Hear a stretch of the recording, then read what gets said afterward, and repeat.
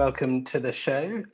I'm Robert Bennell, the VP of Marketing at Precursive, and I'm delighted to be joined by, I hope to say, some of the biggest names in customer success and professional services to bring you this webinar, No One Cares About Your Go Live. So last quarter, we discussed the blurred lines that we're starting to see between services and success, particularly in the world of B2B tech and professional services. What was great to see was when we completed our annual CS survey that drills down into customer onboarding, we still continued to see this theme. So onboarding requires the coming together of these two worlds to function more effectively than your competitors. What's more, we saw that the milestone that your customer actually cares about aren't the fact that they have your product. It's the fact that the product is working and delivering on promises made at different levels. So with that in mind, I'll move on to the agenda to show you how we'll be dissecting that over the next 45 minutes or so. So you might have seen us at Pulse, the trade show, where Gainsight thankfully hosted us for another remote trade show that was very successful. And so you might have seen a small snippet of our customer onboarding benchmark report. And I'll be starting by highlighting what that report was constructed for in the first place. We'll then break up the world of customer onboarding into three themes around people,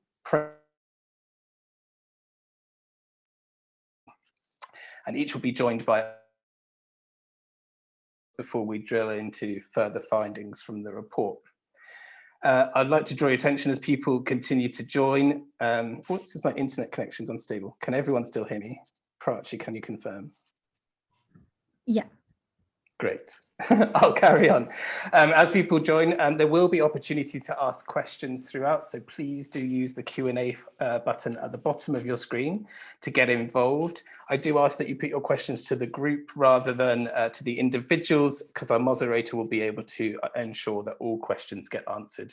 But please feel free to ask them throughout the session, and there'll be plenty of opportunities to engage the speakers. Speaking of the speakers, here they are. So firstly, I'd like to introduce Peter Wride from the CS leaders Gainsight. Peter has been in professional services at Gainsight for just shy of 4 years, including being part of their strategic delivery team. And prior to that, he spent 3 years as a PS director at Inside Sales, which is now Zant. And then prior to that was VP of customer success at Simplus, the SaaS integration company. So he's worked on both sides of the onboarding coin. Hi, Peter.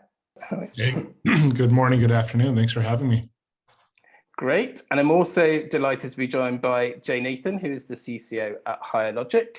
Jay is a leading voice in the CS world as co-founder of the Gain, Grow, Retain CS community.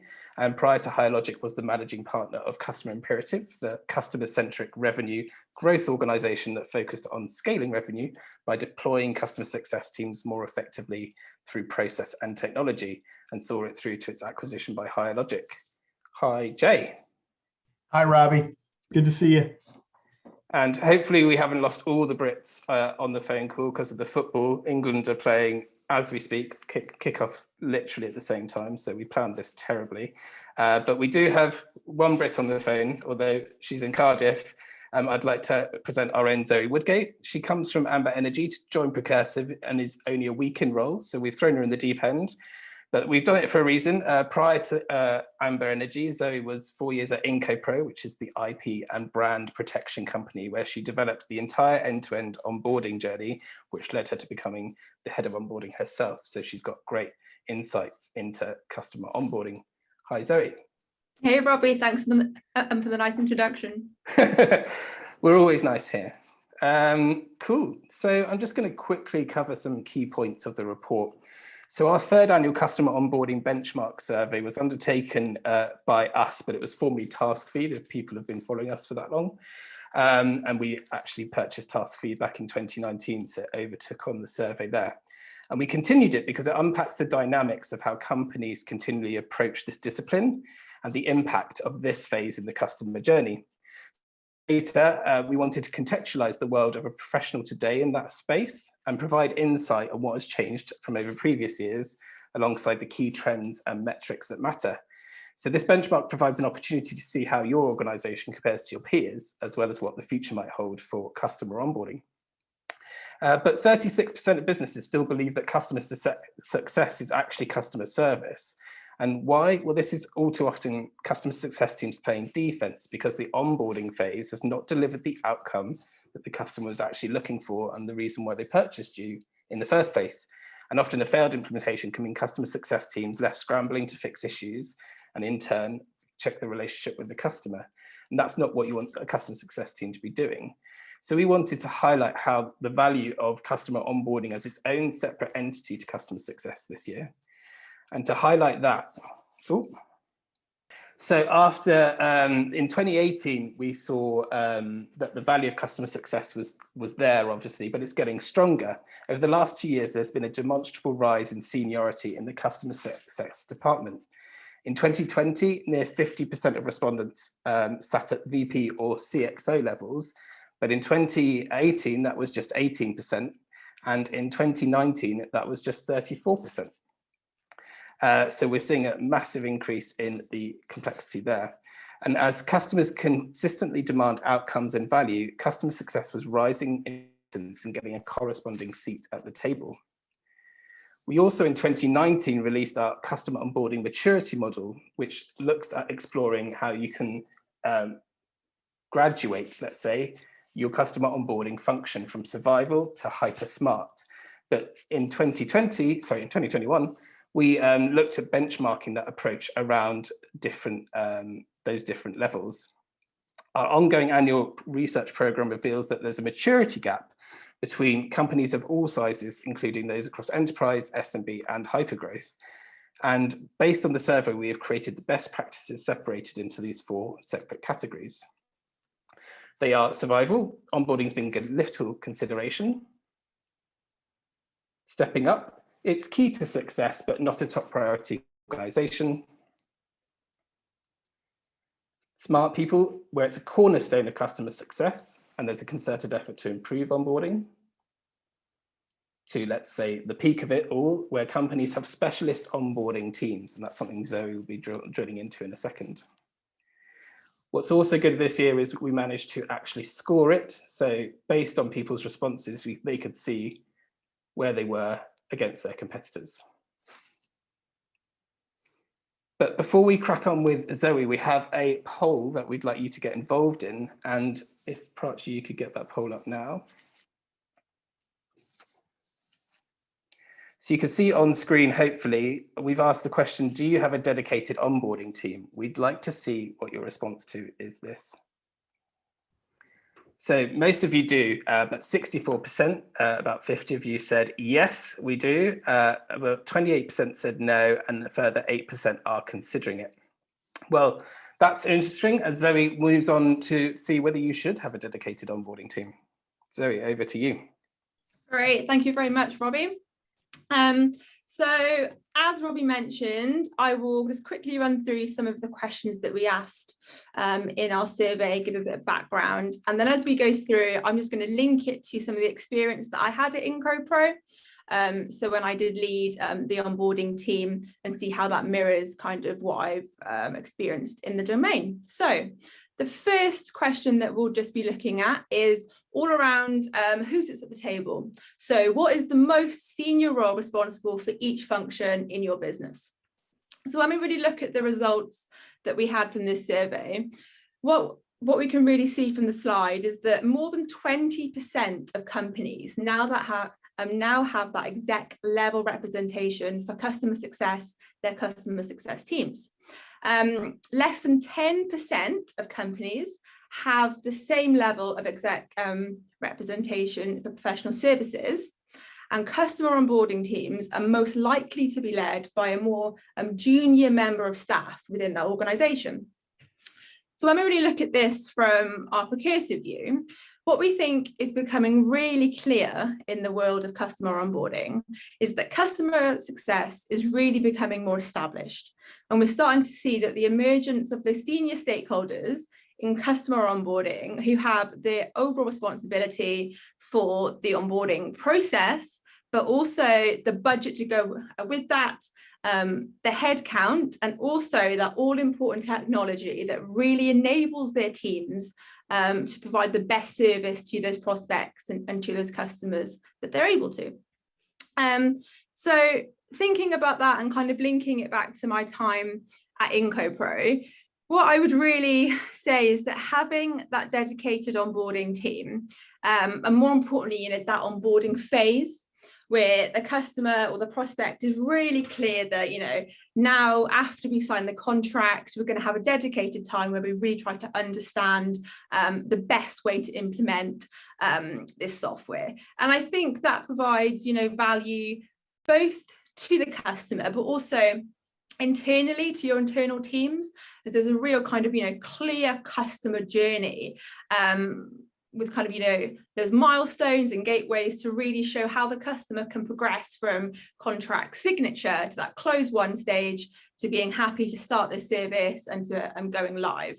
So I think it's also important because it does demonstrate to the business that importance of having a focused and detailed implementation, but also adding that kind of senior value really supports that function at a higher level.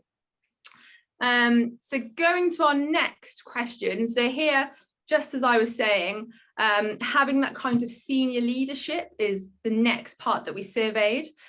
So we asked, do you have VP and above representation for customer success, for customer onboarding, and for professional services within your organization? So we can see that the results for this particular question also showed that the seniority in customer success increases in line with the company size, which I don't think is surprising. As a company grows, they have more senior people in that sphere. But also more than 50% of the companies across all segments that we surveyed have that VP and representation for their customer onboarding. So when looking at that and kind of understanding what that means, our view at Precursive, I think, is really clear that there is that, strong rise in the seniority of customer onboarding leadership. And that really does show that people are starting to recognize, I guess, the importance of that function, but how, customer onboarding is really a key part of customer success. And it really enables the confidence in your customers, from the outset, that you have that dedicated kind of band of people.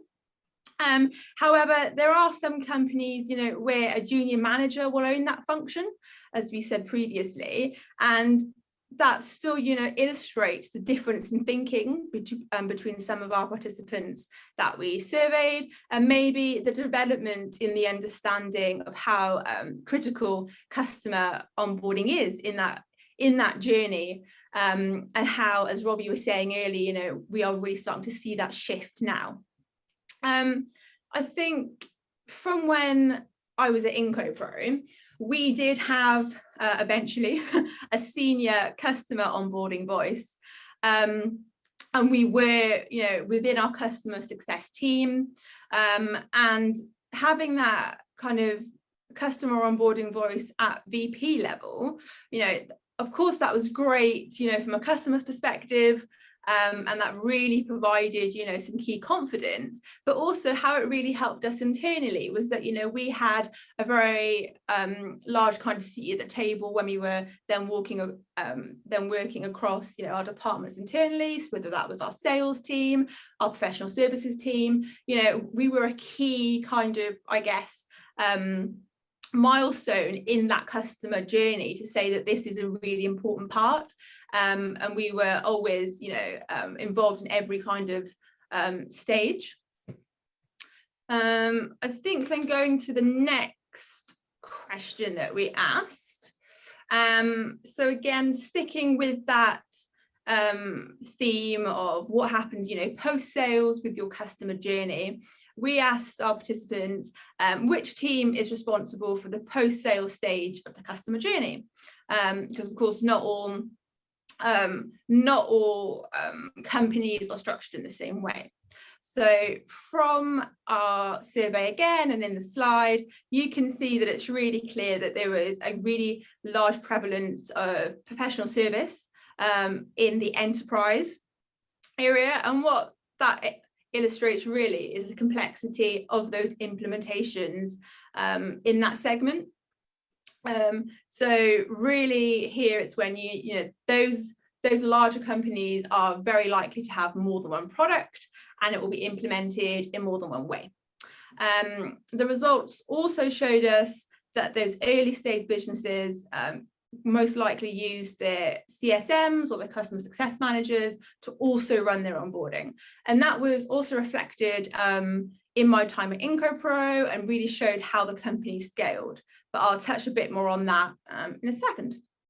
And then lastly, what we saw from our results was that really, customer onboarding is used by a third of respondents across enterprise and hypergrowth. And what that also, showed is that the rise of the prevalence of customer onboarding is really, really clear, and the displacement of professional services speaks to a wider trend within companies. And that's really because, those companies are investing in making their products easier to install and configure. And then, there's a really large focus on that time to value as a key growth factor. And I think what I could really see from when I led my own onboarding team was that having, that clear internal separation of responsibilities between sales, onboarding, and service, or kind of the go live, was so clear for that, customer journey, and it really increased their own customer confidence. So always, in the sales process, the prospects would usually say, okay, great, we're really happy with this, but what's going to happen after we sign this contract? What is next for our teams? And then we could really clearly present, that end-to-end customer journey, show them the different milestones that would happen, why they're important, and most importantly, the different kind of departments and people that they would have contacts with as they kind of progressed to that final implementation phase. I can see you're already on my last slide, Robbie. So finally, we looked at, the hiring plans. So the roles which people currently thought were missing for their teams that would have an impact on their customer onboarding. So from these results, really what our key takeaway was at Precursive is that, customer success is undergoing the type of evolution that we've already seen, right? We've seen it in the sales function with the emergence of more specialist roles that reflect the growing importance of that function, as well as the increasing complexity of our customer needs that we support. So I think before I finish, I've mentioned kind of my time at IncoPro a few times during my slides. So I really just thought it'd be good to kind of quickly recap what that was like, because it really has, reflected these results that we're seeing in our own Precursive survey. So when I started at IncoPro around 4 to 5 years ago, it was a really small business. It was just starting up, we were just kind of understanding what, good looked like. And we didn't really have any kind of formal onboarding process. There was no kind of set team or role for that. Our onboarding was mainly managed by a mixture of our sales team and our account managers. But most importantly, there was no distinction between onboarding live service to our customers. We didn't really, kind of say what would happen after they signed the contract. And as we kind of grew, we could obviously then see, oh, hang on, there's a bit of a link here to the, to the customers that we've kind of started their service with. Like, I can't really say onboarded because that wasn't much of a focus. And that now, they're kind of maturing, we can, maybe see what's happened because we didn't invest. Maybe they're close to churning, or maybe they haven't got a great, adoption of our tool. And why is that? So we really start to see that actually we needed to implement a phase where we, focused on onboarding. And as we became, a larger business, and as I mentioned before, we got to having more products, and those products could be implemented in different ways. It became quite complicated, and we then desperately needed somebody, that person was me, to lead a team, to have to really manage the onboarding, to work directly with our sales team, to make sure that we had the capacity to do so, but also, you know, be that voice of kind of confidence for all of our customers, and, you know, really clearly say, well, this is what's going to happen, this is why, you know, we do it, and to understand that although that's really important, obviously, for us to onboard with our customers onto their software, actually what is just as important is ensuring that our customers were also you know, thinking about how they were going to adopt and integrate our software into their internal teams.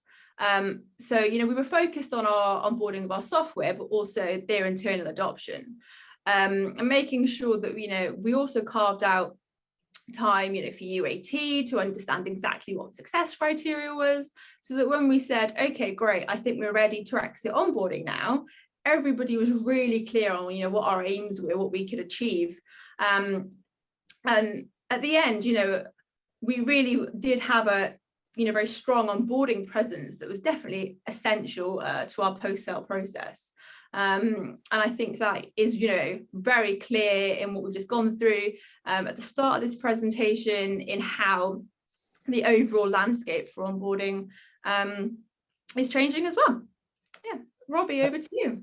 Thanks, Zoe. And I think it's really important here is on the slide that's on screen currently, is we didn't actually ask people, that we didn't put them in a box with you could answer with. It was a free form answer, and people gave director of CO that responsibility, and that's effectively the trajectory you had through IncoPro. Am I right in saying you became that head of onboarding for them? And I think we've seen it in the customer success world as well. A few years ago, people started off as CS managers, often hacked over from account managers, and now obviously CS has a seat at the table. So it's great to see customer onboarding is carving out a niche for itself here. So thank you so much, Zoe, as we head on into process with Peter. Peter, it's your time to shine.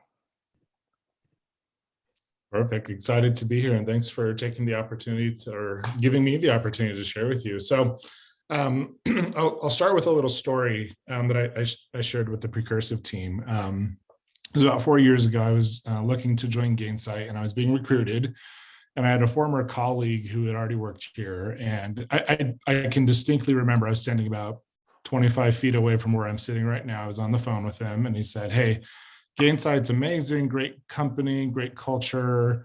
CEO's a little crazy, but awesome. If Nick Mehta, if anyone's familiar with him. But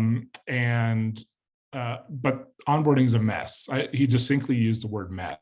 And for me, that was like the bat signal, like, okay, I have to come. I love solving problems. I love cleaning up messes. And so what I wanted to talk a little bit today was how we made that transition from what I'm going to call our hero mentality to being intentionally awesome. I love the maturity model from Precursive, the survival to smart, maybe hyper smart. I don't know where we fit in exactly, but our journey from the experience that you have with Gainsight was heavily predicated on who was assigned to your project. That's a really awful as a leader to assign projects. It's like, okay, you're with Sally, so you're going to have an amazing project, and you're with Jimmy, and it's going to be an awful project. And I hope that works out. And so we had to really shift our mentality of how do we move things to be much more prescriptive, much easier for the team to lean into, and have a series of processes, methodologies, offerings even. And there's a question later on about specialization and actually telling people what their jobs were. You are the project manager, you are the technical consultant, you are the solution architect, you are the advisor, whatever happens to be, but giving people really clear roles to play so they can become experts within their part of the world and really become and deliver those experiences to customers. So that was my bat signal to come. And so it's been about a 4-year journey here at Gainsight. And we published a blog, about a month and a half ago of some kind of very quantitative results that we had. Our NPS at the beginning of last fiscal year for us, so February of last year, was a positive 14 NPS, nothing to write home about. And we finished Q4 back in January with a positive 85. And we've continued that here in the last quarter and a half as well. So how did we shift from that, okay, or maybe even bad NPS score to a very noteworthy one? How do we make that shift? What do we do? So we'll talk a little bit about that. And I'll maybe start with some of the things that I encountered when I first joined, which was, one of the big knocks against Gainsight, and it's, 4 years later, I still hear people say that. I'm like, hey, you should like hit refresh on your computer or your sources, because it's not true anymore. But we actually had an onboarding. It was specifically for our SMB. It was called Success 365. And as you might imagine, it took exactly 365 days to get onboarded, which is an awful experience, right? It's a drip campaign. It's like, hey, let's meet once a week, and we'll get one thing done. And so people were taking way too long to get up to speed on Gainsight. It shouldn't take that long. And so we, middle of last year, early last year, went back and kind of from the ground up, from our experiences, from the things we had learned, reimagined, reformatted all of our onboarding. So I'm the world's worst marketer. Please never ask me to name anything, but we came up with the name for Quick Start. So we have Quick Start Launch, Quick Start Accelerate, Quick Start Transform, and we applied it to all of our different products.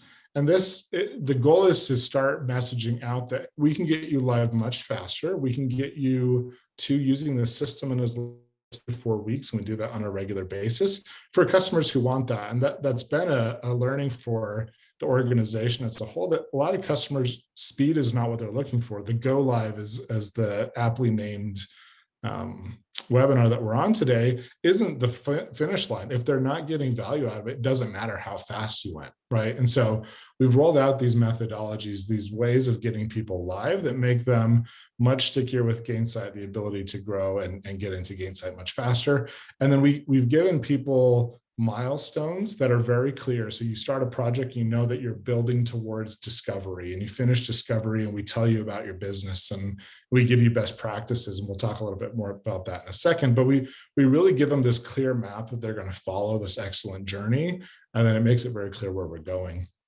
One of the things we run into at Gainsight, and this has happened everywhere in my career, which is you start a project, customer's unhappy for whatever reason, and they go to sales. And sales VP calls you and says, hey, Peter, customer's not happy. Well, at Gainsight, Nick Mehta is a very well-known and very responsive person in social media and the 100 different ways you can get a hold of someone. So people go straight to Nick. So I get a call from my CEO every time a customer's unhappy, which is a ton of fun. And I'm sure you've all had a similar experience of, hey, customer's unhappy, what's going on?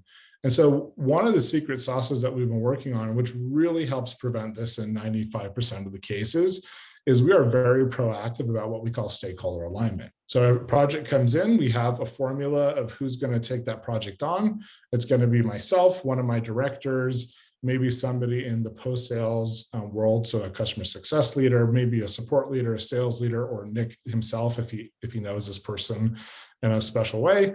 And we are very proactive on our outreaches to them. So we send an email, can't wait to meet with you. Here's my cell phone number. Here's a cadence that you and I are going to meet during the course of the project. And we short circuit that escalation. And so if customers don't have to bubble up all the way to the point they're so upset they have to reach out to sales or they have to reach out to Nick, it lets us solve them quickly, proactively, efficiently, instead of having to bubble all the way up through.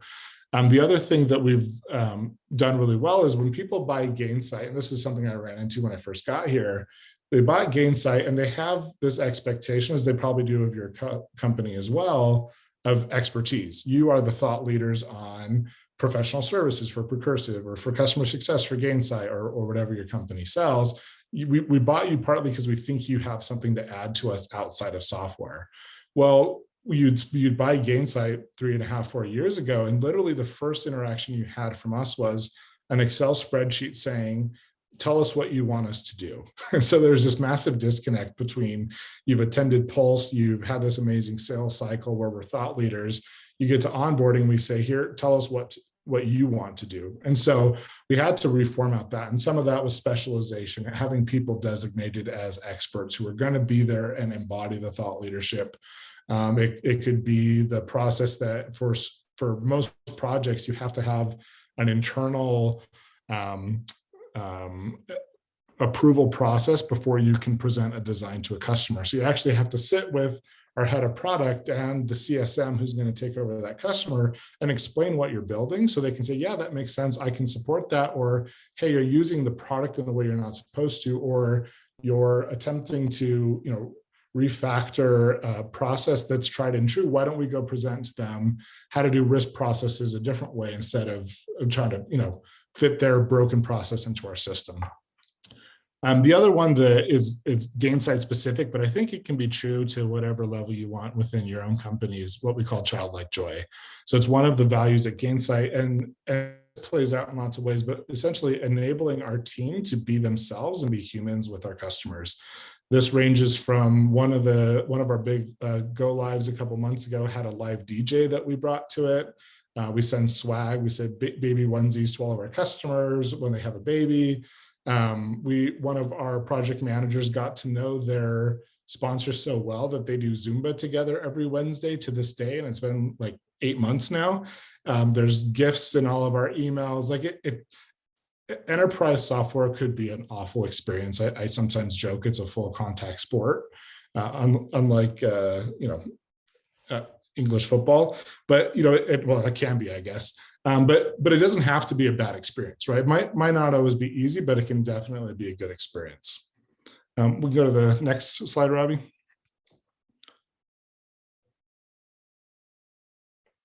And so just to wrap up, so what was the impact? And I shared a little bit about our NPS going from positive 14 to positive 85. It was positive 79 in Q1. So it's not an aberration, though something that we're super proud of and working really hard on. But we also brought down time to value 30% during that same time period. Our financials got much, much better as well. And so we're, fast growth companies are often a loss leader in services. We have net positive months at this point at Gainsight. And so we're able to do all this without giving away the farm, right? We're not just saying yes to everything, but we're being very prescriptive to our customers. And I think an important part of this is understanding the role that customer onboarding plays at a SaaS company, which is finishing the SOW doesn't necessarily mean that the customer's happy. And so making sure that we are presenting to them in design and build, et cetera, how this is going to move the needle for their business.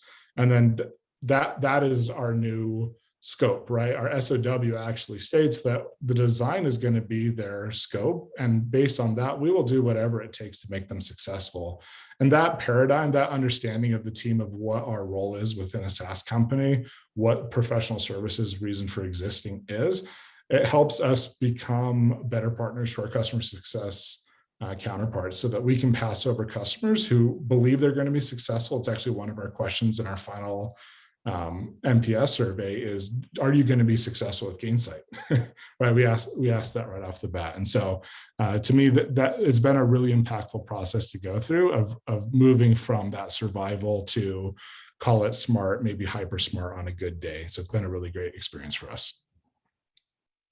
Thanks for that, Peter. I think Zumba has to be incorporated into all customer success plans. But it's really interesting to see what milestones actually mean to you, and to touch on the point that we're all here on the call for today is about go live is not the most important thing. It's almost like a phase end marker rather than something of importance for the customer. Exactly. So thank you for that. And now's the time to start putting your questions through to Peter. I'm going to go through a couple of other slides, but if you start asking the questions now, we'll be addressing those shortly. In the meantime, I'll be looking a bit more at the process side of our survey. And this is just a couple of slides here to show you some of the coal face, shall we call it, of customer onboarding. So we asked the question, do you have repeatable processes for high touch customers? And the results were as follows. Clearly, the answer was yes across all segments. High use of repeatable processes, especially for high-touch customer onboarding, was really key for pretty much everyone. But the key is to focus on where the no answers were coming from. Hypergrowth companies have the highest proportion of those repeatable processes. And obviously, they're scaling fast. We class hypergrowth as those that have either had investment of 10 million within the last 2 years, or people who are growing at an exponential rate headcount wise. And these people who are fast scaling need to be fast scaling through those repeatable processes. So there's clear synergy there. And we're also seeing that companies that have an established repeatable process for customer onboarding also reported higher levels of customer satisfaction with their onboarding experience. So if that process can be replicated, you should do it. And that's probably because people talk as well. So if people have different processes, different experiences with your onboarding process as you go through, then they'll talk to each other about it and start to ask questions. One of the other process questions we asked was, which milestones do you use to define onboarding as complete? And the results might be as you expect. Again, this was free form, so this was merging together with certain answers, and customer acceptance is at the top.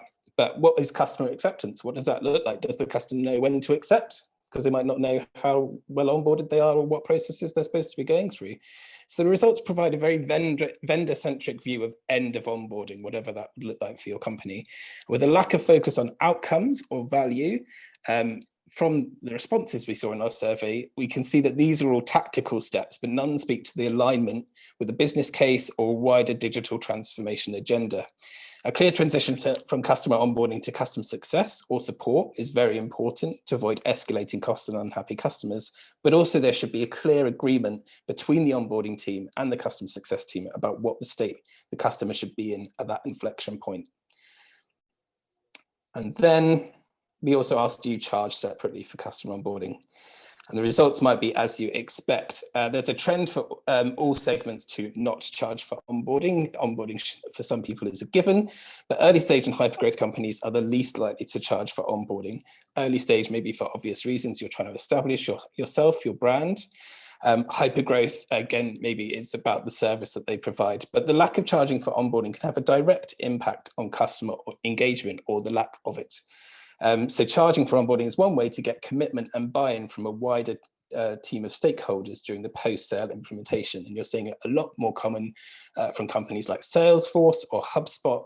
And that's further proven to be positive because the amount of support network companies that do that for them, that network is huge.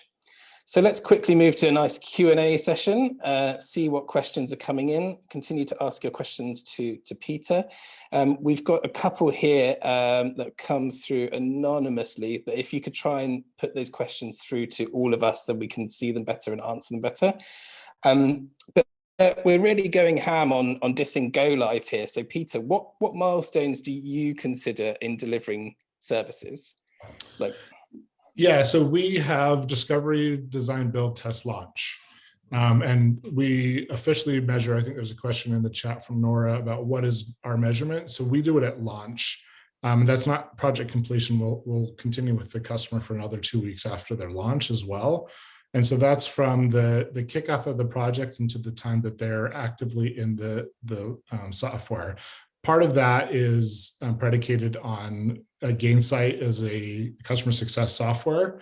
And sometimes the lag time between using the system and outcomes is very long. I've worked at my last company, the turning on the system and getting value from it could happen in the same day. And so the value is relative in some degree. We're calling time to value in this case, the ability for users to get in the system, start some of their workflows. Great. And Kristen's asked, do your technical consultants report into the onboarding team or the professional services team? Here at Gainsight, we have technical consultants in both our onboarding group, and we also have a managed services group. And so that we have technical consultants of both arms. Fantastic. And I think we answered your question, Kristen, on should you charge for onboarding. Also, we've looking back at the list, this is a question for myself, Peter, but customer acceptance is high on that list. How do you class customer acceptance at Gainsight? What does that look like? How do you know Yeah. when customers agreed to going, yep, I'm happy? Yeah, it was one of the first things I instituted. It's actually document our SOWs. I will not move forward until you sign off on discovery. I will not move forward till you sign off on design. I will not move forward till you sign off on UAT. The project will stop. We will not touch anything. And it gives the customer back the pen at those key milestones to say, yes, I'm still comfortable with what's happening. And so it allows this really nice kind of gate format for them to say, yes, we're good to keep proceeding. That way, we never get to the end and they say, well, wait a minute, you designed something I'm not happy with. Why did you do that, right? We put the pen back in their hand and say, hey, we're not going to move forward until you say yes. So customer acceptance is not a one-time thing at Gainsight. It's a multi-phased approach. Makes sense. And we've got a further one from Deandra. Do you have any recommendations on frequency or length of meetings as you do your onboarding? We want to make sure we're providing value through demos and gathering information, but I also realize an hour-long call can be too much info sometimes. So what's your recommendation on, how much? It's the problem of the pandemic. So that was, we used to go on site for part of our things. You'd sit down in a conference room for 8 hours and knock out, a significant portion of the project. We've lost that luxury, and we may never go back to it. It's an interesting question we're debating right now at Gainsight. But yeah, you're right. An hour-long meeting can be long. We typically default to 1 hour. We do find there are some cases, specifically in discovery, that we will do a 2 or 3 hour meeting, but rarely more than that in a given day with the same group of people. Makes sense. We've got a strange question asking about career opportunities. I don't know if that's Precursive, Gainsight, or Biologic. I'm going to say we have amazing career opportunities, so just go online for those. And I think we're going to crack on. We'll try and answer the more questions at the end. I've got more coming in, but we'll answer them at the end. And we'll move on now to Jay and discuss impact of customer onboarding. Awesome. Well, thank you, Robbie and team. It's good to be here with everyone. My name's Jay Nathan. I work for a company called HireLogic, and the primary solution that we provide to our customers is a customer engagement platform in the form of a community. So it's a way to engage your customers in one-to-many interactions and engagement with your company, so that you can scale your customer experience, learn from your customers, and even get ingrained in the marketplace that you serve. So HireLogic's been in business for about 13 years now, 14 years. And I have been with the company for about a year. I was a consultant prior to that, prior to joining back last July. So the way we think about launching communities for our customers is really a multi-phased process as well. And we really separate this idea of implementation from onboarding. So the title of this, when Robbie reached out to me to do this, really resonates with the way we think about the world, because go live means nothing for us. What actually means something for us is something we call launch. And that is when we've engaged our customers, end users, and our customers' audiences in the community, successfully. So, as we think about that, implementation is really more of a product focus for us, product technical solution configuration thing. And onboarding, we think about as really focusing on the people and the engagement that we're driving in our customers' business.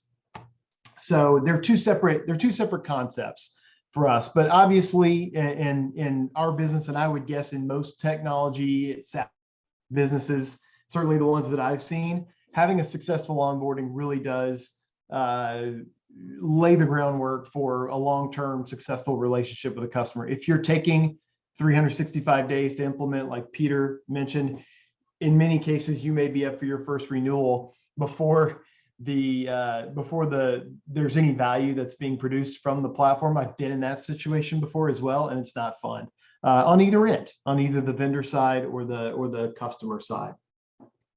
And so it's a make or break moment in the journey for us. Robbie, you can go ahead and pop forward. So as we think about, as we thought about how to improve our time to value, we we've been able to drive a 40% decrease in our time to value as measured from implementation start or sign of the contract date through to the launch date for our customers. It really was a multi-pronged approach that we used to do that. And we like Gainsight, we did that with a 90% plus or 4.5 stars out of 5. We use CSAT to measure that experience, not NPS in this case, but similar result, right? Very high quality of interaction with our team through that process. And we're still able to do that by reducing, we're still able to reduce the time to value and maintain that high quality. There's really a handful of things that we have done there. And Peter touched on a lot of this, but I'll sort of reiterate it from our perspective. First thing we did was we built packaged onboarding offerings, and we reduced the amount of customization that we let our customers do.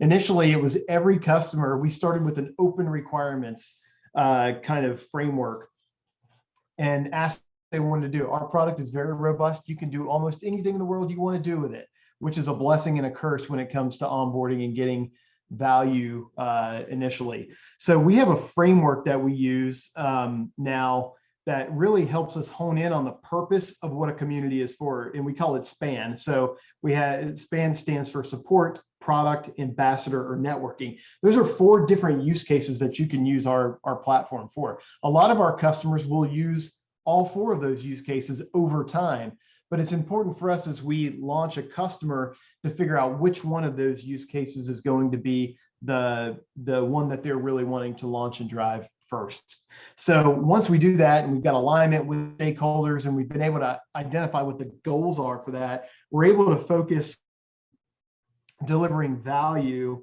not perfection across all the areas.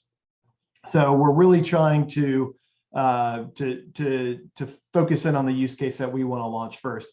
We've also created prescriptive packaging around those the implementation options that we provide our customers. And the packaging is meant to reduce, again, the number of options that they have. So that's been really helpful for us. It also helps us time box and set expectations with the customer based on what they're doing. We do a lot of integrations with our platform. That tends to be the long pole in the tent, or the longest part of the journey for some of our customers. So different types of integrations, we're able to bucket and sell those into different package solutions.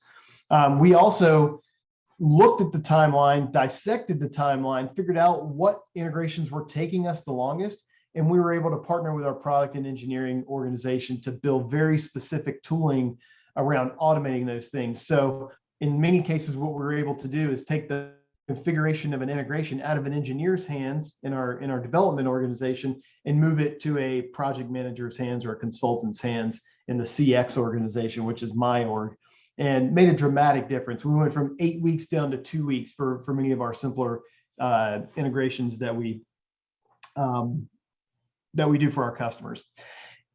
When you look at the timeline, it's also important to figure out, Peter mentioned discovery. We had a 2-week window for discovery after the launch or after a sale closed with a new customer.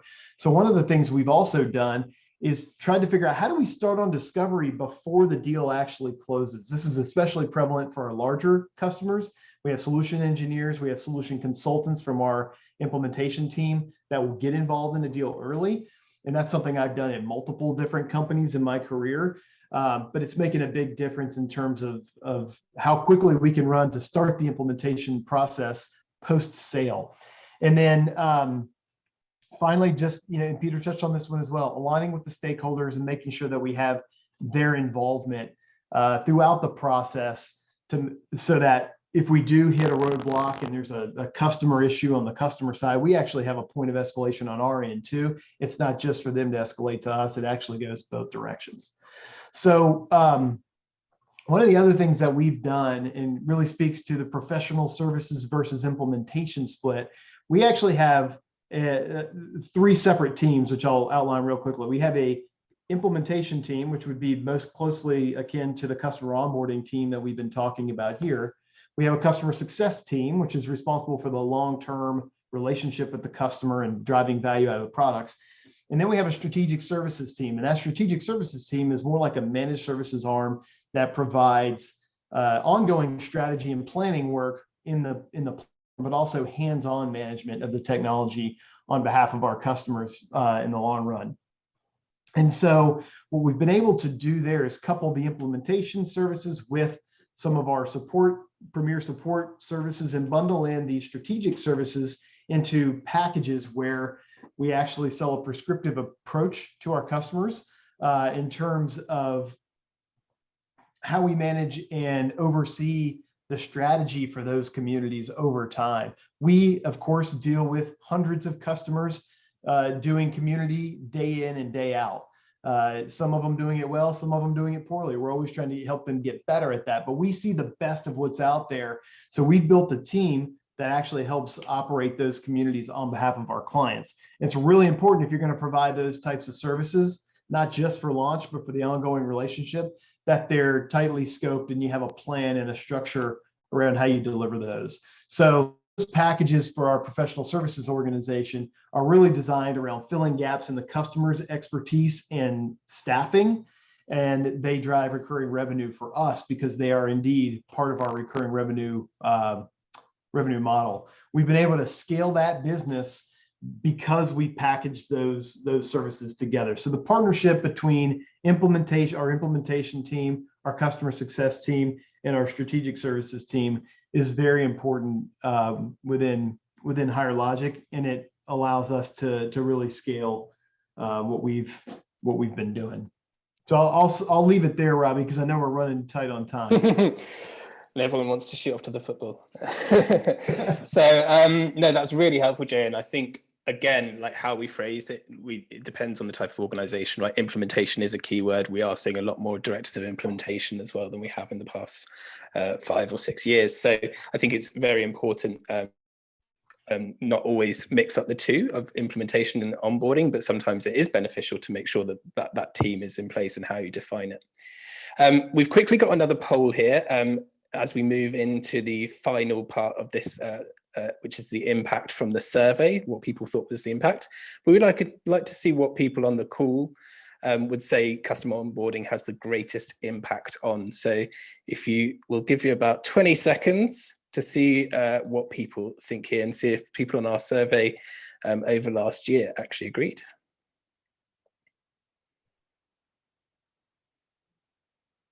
We've got a fight at the top, so get your votes in now so it's fair.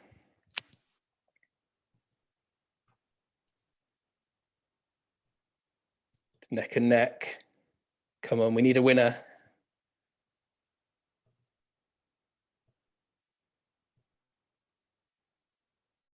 There's people still voting, so I'll take over for a second or so. No, I think we're good. So Prachi, can you publish those results for us? So as you can see, customer satisfaction just nabs it with 35%, followed quickly by customer retention. Then we're followed by lifetime value at 28%, and customer health gets a couple of votes at 4% there. So interesting to see. Well, we've actually divided it up by what company size you are and to see if people agreed with you. So people do agree in enterprise. Customer satisfaction is the most important thing, quickly followed by customer retention. You'll notice the trend here, similar to yourselves, is upsell is the least important thing here. And that's good because you're keeping it customer centric at that stage. For the hypergrowth stage, this flips and customer retention is much more important than customer satisfaction overall. For them, that's probably because they're scaling very fast, and CEO has an impact on the whole customer life cycle in many hypergrowth companies. And so that retention is really important, particularly in their repeatable managed services, as we saw earlier. As we move on to SMB mid-market, we get a little bit of a flip, but it stays number one at customer retention, and lifetime value gets an increase. So for them, they really need that lifetime value as they're a smaller size business. They need to keep afloat. That lifetime value is probably incredibly important, and there's probably a direct correlation between customer retention and lifetime value there. And then for the early stage, another change, but customer retention remains at the top, with customer health and satisfaction being joint second. Again, upsell staying at the bottom. As an overall picture, we have, this is the actual order. So a slight disagreement from you guys, but there was customer retention was obviously important to you, but actually customer satisfaction came out third, and we're talking about things like NPS scores here. Interesting to see. Customer onboarding has a significant influence on that customer life cycle, but with retention being acknowledged as the greatest area of impact. That's what we could really got to focus in on here. And why is that important? Well, as it impacts the whole customer lifecycle, particularly in SaaS and land and expand models, onboarding needs to be repeated across a business really to a grow account in a modern day SaaS company. So customer retention and health are closely linked impacts, which all segments agree on, but really satisfaction is often maligned for keeping them. So that's what we need to see here. But if we're zeroing in on retention, what are the drivers of churn? So this is what we found from our audience. Wrong product fit is an obvious one. Lack of engagement. This is often around speaking their language. So if you're not honing in on outcomes, as we keep talking about, you're likely to get that lack of engagement as you haven't got the stakeholders on board. Poor onboarding. So what would be today, this can actually really impact the whole of the rest of the customer satisfaction across the life cycle of the customer. Change of management is an obvious one that can be internal or external to the organization. Change of management in your customer is often a massive cause for churn for obvious reasons. You've lost your cheerleader internally, but obviously if the customer sees it on your side as well, they're constantly getting a new head of CS in, or their own onboarding manager is changing, then they're not going to build that relationship like Peter was talking about, not going to Zumba classes with each change of manager. Not enough support, again, obvious one, I won't drill too much into that. Budgets. So the way to make yourself impervious to reduction in budgets is make yourself a need to have, not a nice to have for a company. Otherwise, you're likely to be cut first when it comes to budgeting. But every company in the survey stated that product fit has this direct impact on churn. So customer acquisition frequently includes the closing of deals whereby the customer isn't a great fit for your product. So you've got to be very careful there at the pre-sale stage, not just the onboarding stage. Many of the things that influence churn are outside of your control, but customer onboarding is a key area where you have a significant role in controlling the outcomes. So that's very important.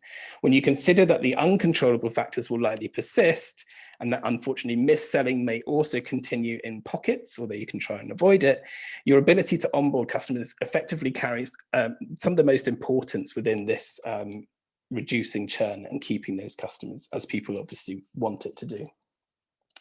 So hopefully we've got some questions for Jay, which we do. We've got from, I'll ask Stephanie's question actually first, because she asked it in the previous Q&A section. At what earliest juncture and how often throughout the project can you collaborate, I believe, with the client on success measures and metrics? And once live, how often does the CS team check in to monitor trending? Yeah, that's something we've had to work on a lot, because what tends to happen is there are too many cooks in the kitchen. It gets confusing for the customer. So we like to try to have the CSM introduced at the top of the implementation, make sure that they are having conversations that revolve around the measures and metrics that the business is looking for out of the relationship. So that necessarily means that there's an executive level touch point in there where the implementation team itself is focused on the people implementing the software who are going to administer and operate the software after implementation is done. So our implementations last typically less than 90 days. So there's not a lot of checking in that they have to do on it, but we have predefined checkpoints internally where the CS teams and the implementation teams work together to sort of understand the status of all of the various implementations in flight. And in particular, if there's any risks that are bubbling up that need to be handled by the CSM. And this is probably a quite weighted question depending on what type of product or service you're delivering. But Ben's asked, how many accounts does an onboarding CSM manage at a given time? And how long do they have an average client? Yeah, again, I think you're right. It's highly variable based on the type of business, the type of product. But what I've seen in my career is that the more toward the SMB side of things you are, so you have a small customer that can, with a relatively simple implementation, you may have 20 to 30 implementations going on at any given time. We've got consultants on our team who are managing that many at times. At the beginning of a quarter, it's probably even more than that in some cases.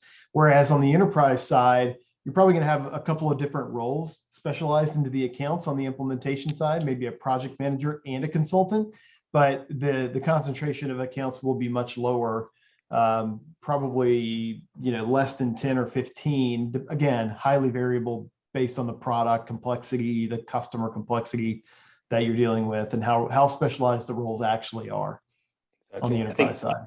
That repeatable process will become more and more important if you want to have a manageable workload for your CSM as well. 100%. Yeah. As soon as you move away from customization, obviously some products need it, but then that's when you start considering charging for onboarding services, because technically you're going above and beyond just getting the product live. So great answer. Implementation services be mandated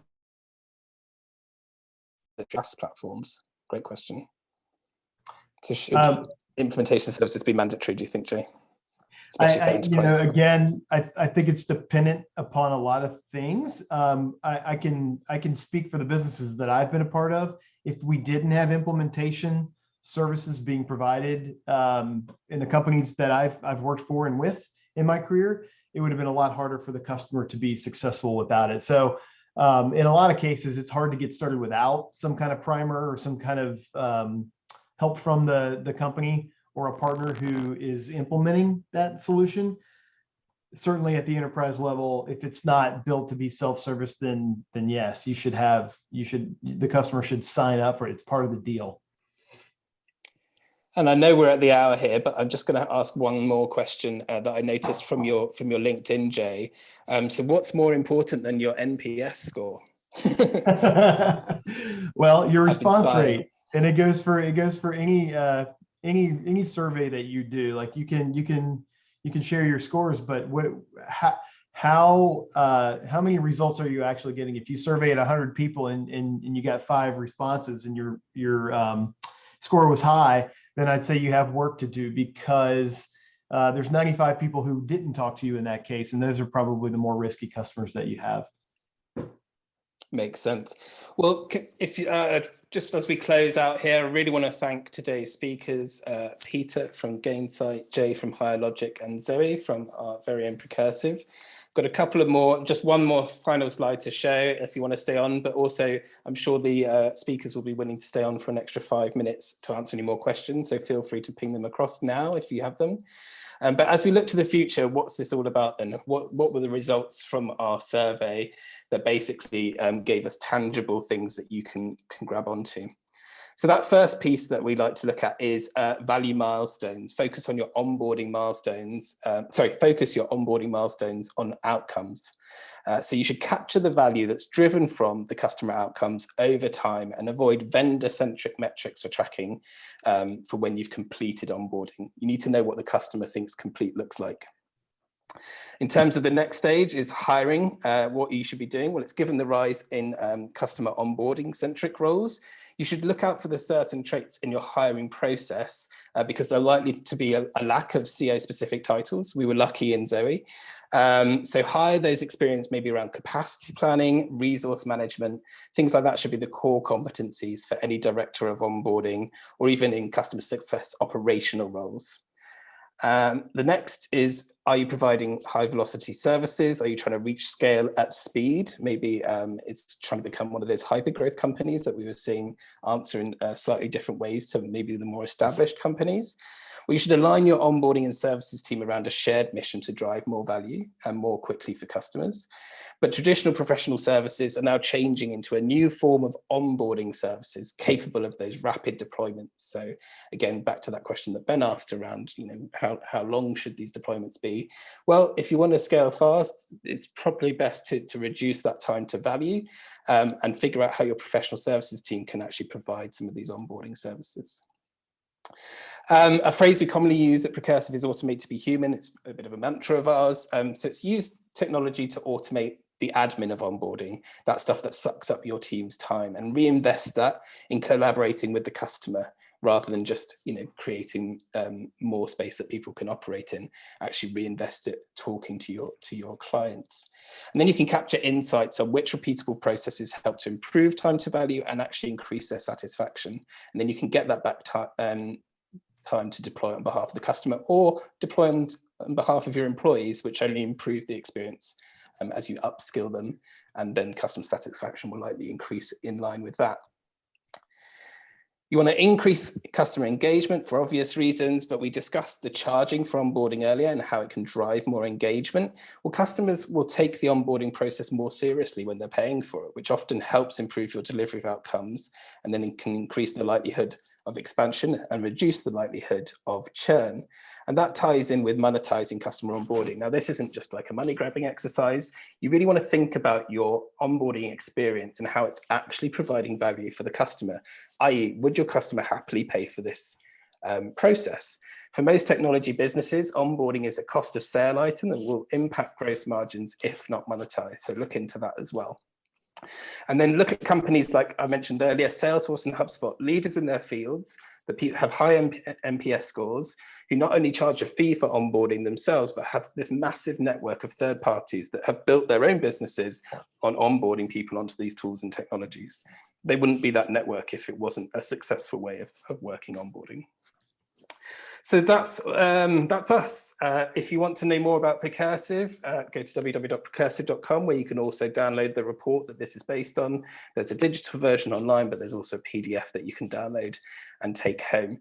The recording will head out to you guys either tomorrow or Thursday, and that will come straight to your email. So you should be able to have a nice copy of this to keep for yourself. And if you want to connect with any of our speakers on LinkedIn and follow Gainsight or any of the Precursive pages, you'll find tons of excellent content on all. So again, I'd just like to thank Jay and Peter and Zoe for excellent content there. And we've still got some people online, and we've got a question. So if you guys are willing, I'm doing praying hands on the other side of me. Would you be willing to ask a couple more questions? Absolutely. Great. I think Jay's nabbed this one, but for John, is how important is it for customers to interact with the same team members on the implementation? I think that's a really great question. And that can go to either Jay or Peter. Go ahead, Peter. Oh, sorry, I didn't see your response, Jay, but my we have named people for all of our accounts for customer facing people. Doesn't mean they're dedicated. So to Jay's point, they could have, 7, 10, 15, 20 customers, but it's always the same person. And there's something about, there's nothing a customer hates more than saying something twice, whether it was to you, whether it was to sales, whatever it happens to be. And so the more you can minimize those handoffs, the more likely the customer is to have a good experience. So I'd say where possible, you want to have the same faces. We do use a pooled model for non-customer facing tasks. So someone building something, someone, setting something up can be done by a pooled model, but anyone that they interact with is a named person. Great. And Jay, you think it's more important because it's around the complexity of the product and the use cases. So obviously there might be more of a team, and so that might just depend on specialisms, right? But yeah, I think if you're dealing with a super simple product that's sort of turnkey and you're just doing like a simple training, then that's something different in terms of onboarding, and you can probably get by. Like we do a lot of that kind of training in our one-to-many tier of customers, where you can just come sign up for an office hours. You can get exposed to the right types of training and guidance that you need. It doesn't have to be the same person doing it every time, because the solution is much simpler at that level and much more turnkey. So the other point I was making there is that, when you get into the larger customers, they typically have specialists on their side that you need to match up with skill sets on your side. And somebody's got to orchestrate all that. And it's too complex to hand that off to somebody different every time. Makes sense. Makes sense. Well, that's the last of the questions. Thank you for the people who stuck around. Thank you for going over time, guys. If you want to hear more from Jay, he spoke on our podcast, which you can find on Spotify or wherever you get your podcasts. I've always wanted to say that. Peter, I don't think we've got you, but we do have Nick Mehta, who you gave a wonderful story about at the beginning of the session. So thanks you guys for your time again, and hopefully we'll speak again soon. Thanks. Thanks, Robbie. If you missed the football, you missed nothing. 0-0. So Take care. cheers. Bye. Bye.